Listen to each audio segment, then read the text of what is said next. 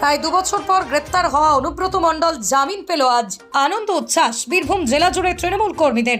2022 সালের 11ই আগস্ট বোলপুরের নিচুপট্টির বাড়ি থেকে গ্রেপ্তার হয়েছিল তৃণমূল কংগ্রেসের বীরভূম জেলা সভাপতি তথা দাপুটের তৃণমূল নেতা অনুব্রত মণ্ডল। গরু পাচার মামলায় তাকে গ্রেপ্তার করেছিল সিবিআই।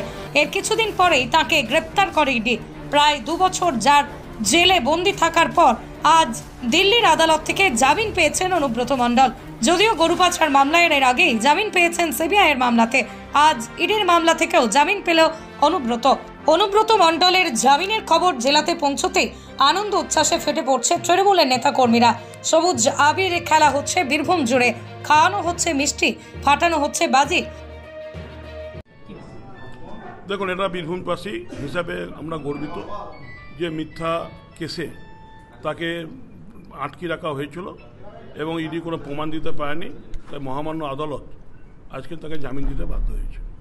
এবং বীরভূমবাসীর সঙ্গে সঙ্গে সারা বাংলা তৃণমূল কংগ্রেসের যারা সমর্থক বা কর্মী তারাও আনন্দিত যে তারা দীর্ঘদিন অনুব্রত মণ্ডলকে মেনেই সেই জেলাগুলো চলতো, সেই জেলারও কর্মীরা আনন্দিত যে অনুব্রত মণ্ডল জামিন পেয়েছে এটা শুনে। একে একে সবাই জামিন পাবে, কারণ মিথ্যা অভিযোগ দিয়ে সাময়িক আটকানো যায়, বেশি দিন আটকে রাখা যায় না। তার প্রমাণ বীরভূমের মানুষ দিয়ে দিয়েছে পঞ্চায়েত এবং লোকসভা ভোটে, যে আমরা অনুব্রত মণ্ডলের নেতৃত্বে যেভাবে সংগঠনটা করেছি এবং ওর নেতৃত্বেই আমরা ভোট পরিচালনা করে আজকে এই জায়গায় আসতে পেরেছি। অনুব্রত কি বীরভূমে ফিরবে? নিশ্চয়ই, কেন ফিরবে?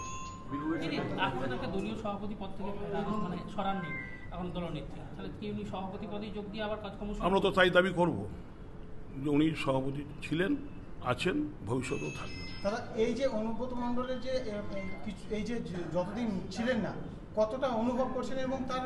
নিশ্চয়ই তার অভাব অনুভব করেছি, কিন্তু তার নেতৃত্বে যেহেতু চলেছি, জানতাম যে তিনি কিভাবে দলটা পরিচালনা করেন, সেই নীতি অনুসরণ করেই আমরা দলটা চালিয়েছি।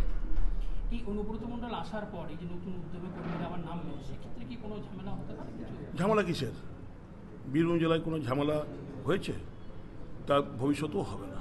দাদা, অনুব্রত মণ্ডল একা থাকাকালীন যেভাবে তিনি জেলাটাকে দেখেছেন, আপনাদের যে বারবার কমিটি করে দেওয়া হয়েছে, সেটার ক্ষেত্রে কতটা অসুবিধা হয়েছে? কিছু অসুবিধা থাকলেও আমরা সেই অসুবিধা কাটিয়ে উঠে আমরা একসঙ্গেই কাজ করি।